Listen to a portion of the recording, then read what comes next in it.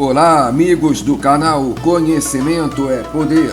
Sou Marcelo Gomes e sejam muito bem-vindos a mais um vídeo. Não esqueça de se inscrever e, se possível, deixar o seu joinha caso goste do conteúdo. Isso é muito importante para que mais e mais pessoas se tornem poderosas através do conhecimento. Dito isso, vamos ao que interessa. Hoje iremos aprender um pouco mais sobre o Egito Antigo. Este é o quinto vídeo de um total de 15. Nele, iremos abordar a época baixa, o reino ptolomaico, o domínio romano-bizantino e a conquista árabe. Entenderemos como ocorreu a anexação do Egito pelo Império Aquemênida, a influência da cultura grega após a chegada de Alexandre Magno, a transformação do Egito em província romana após as batalhas de Áxio e Alexandria e a queda dos bizantinos na região em consequência do expansionismo árabe. Sem planos definitivos de ocupação, os assírios delegaram a administração do Egito a uma série de vassalos que se tornariam conhecidos como reis saítas da 26ª dinastia. Por volta de 653 a.C., o rei Psamético I logrou expulsar os assírios com a ajuda de mercenários gregos. A influência grega expandiu-se significativamente à medida que os gregos se concentraram na cidade de Náucratis, no Delta. A partir da nova capital em Sais, os reis saítas testemunharam um breve, mas significativo ressurgimento da economia e da cultura. Mas em 525 a.C., os poderosos persas aquemênidas, liderados por Cambises II, iniciaram uma campanha de conquista do Egito. Tendo acabado por capturar o faraó Psamético III na Batalha de Pelusa. Em seguida, Cambises II assumiu o título formal de faraó, governando o Egito a partir de Susa, deixando a região sob a administração de um sátrapa. Algumas revoltas bem-sucedidas contra os persas marcaram o Egito no século V a.C., mas nunca foram capazes de os derrubar de forma definitiva. Após a sua anexação pelo Império Aquemênida, o Egito seria aglomerado com o Chipre e com a Fenícia, na sexta satrapia dos persas aquemênidas. Este primeiro período de domínio persa sobre o Egito, também conhecido como 27ª dinastia, terminou em 402 a.C. De 380 a 343 a.C., a 30ª dinastia governou como a última casa real nativa do Egito dinástico, que terminaria com o reinado de Nectanebo II. Uma breve restauração do domínio persa, por vezes designada como 31ª dinastia, teve início em 343 a.C., mas pouco depois, em 332 a.C., o sátrapa persa Mazaces entregou sem grande resistência o Egito a Alexandre o Grande. Em 332 a.C., Alexandre Magno conquistou o Egito com pouca resistência dos persas e foi recebido pelos egípcios como um libertador. A administração estabelecida pelos sucessores de Alexandre, os Ptolomeus, foi baseada no modelo egípcio e a capital estabelecida na recém-erguida cidade de Alexandria. A cidade era uma montra de poder e prestígio do governo grego. e se tornaria um polo de cultura e ensino centrados na famosa Biblioteca de Alexandria. O farol de Alexandria iluminou o caminho para os muitos navios que mantinham vivo o comércio com o exterior. Uma vez que a economia assente em empresas de grande retorno econômico era a mais alta prioridade dos Ptolomeus. A cultura grega não pretendeu impor-se à cultura nativa, tendo os Ptolomeus apoiado tradições seculares de forma a garantir a lealdade da população. Foram construídos novos templos em estilo egípcio, apoiadas as formas de culto tradicionais, e os governantes retratavam-se a si mesmos como faraós. Algumas tradições de ambas as culturas foram fundidas, como deuses gregos e egípcios sincretizados em divindades híbridas, como Serapis. E formas clássicas da escultura grega influenciaram elementos tradicionais egípcios.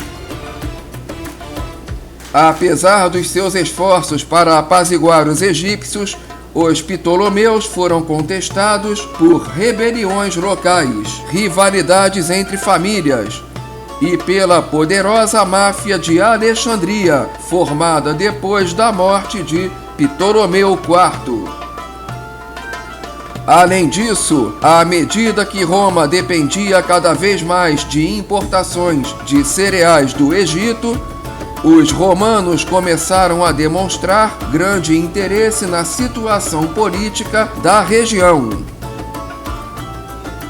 Revoltas constantes, políticos ambiciosos e poderosos oponentes sírios contribuíram para a instabilidade da região, levando Roma ao envio de tropas com o objetivo de assegurar o país como província do seu império.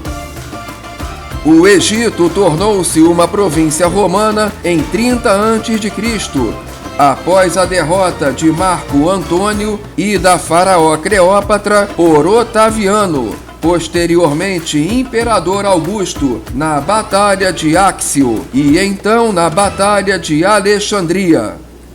Os romanos dependiam fortemente das remessas de cereais do Egito, e o exército romano, sob o comando de um prefeito nomeado pelo imperador, reprimiu revoltas, fez aplicar a cobrança de impostos e impediu os ataques de salteadores, que se tinham tornado um problema significativo durante este período.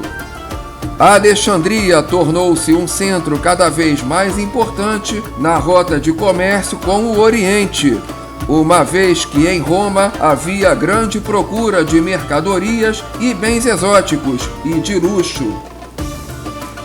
Embora os romanos tivessem uma atitude mais hostil do que os gregos para com os egípcios, algumas tradições foram mantidas, como a mumificação e o culto dos deuses tradicionais. A arte de retratar as múmias floresceu e alguns dos imperadores romanos se fizeram retratar como faraós, embora não na medida dos Ptolomeus, já que os primeiros moravam fora do Egito e não desempenharam funções cerimoniais da realeza. A administração local tornou-se romana, o que tendeu a minar a liberdade dos nativos egípcios. A partir de meados do século I d.C., o cristianismo enraizou-se em Alexandria, sendo visto e aceito como outro culto. No entanto, o fato de ser considerado uma religião inflexível e proselitista que procurava converter pessoas do paganismo, ameaçando com isso as tradições religiosas populares, levou à perseguição dos convertidos ao cristianismo, que culminou com o grande expurgo de Diocleciano a partir de 303. Apesar disso, o cristianismo acabou por triunfar. Em 391, o imperador cristão Teodósio I introduziu uma legislação que proibiu ritos pagãos e os templos foram fechados. Alexandria tornou-se palco de grandes protestos antipagãos, com imagens públicas e privadas destruídas. Como consequência, a cultura do Egito pagão entrou em declínio. Templos eram por vezes convertidos em igrejas ou abandonados. E apesar de a população nativa continuar a usar a sua língua, a capacidade de ler e escrever hieróglifos acabou por retroceder, na medida em que o papel dos sacerdotes se tornou exímio. Adicionalmente, os escribas, os únicos capazes de ler os hieróglifos durante seus estudos da escrita hieroglífica, podiam optar entre o trabalho burocrático ou o sacerdócio. Neste ponto histórico, os serviços burocráticos não mais convinham a eles, e de forma concomitante com o declínio do sistema religioso egípcio, os escribas paulatinamente deixaram de existir, o que inviabilizou a leitura dos hieróglifos. No século IV d.C., o Império Romano dividiu-se em duas partes e o Egito se incorporou ao Império Oriental, conhecido como o Império Bizantino. O Império do Oriente tornou-se cada vez mais oriental em grande estilo, e suas antigas ligações com o mundo greco-romano começaram a desvanecer. O sistema grego de governos locais por cidadãos já tinha desaparecido completamente.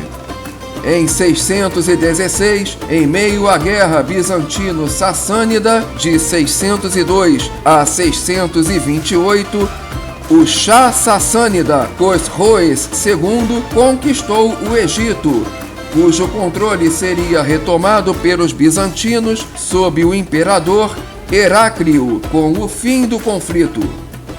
Em 639, Amr ibn Alas, um general árabe, à frente de um exército de 4.000 homens, ataca o Egito bizantino durante o expansionismo árabe do século VII.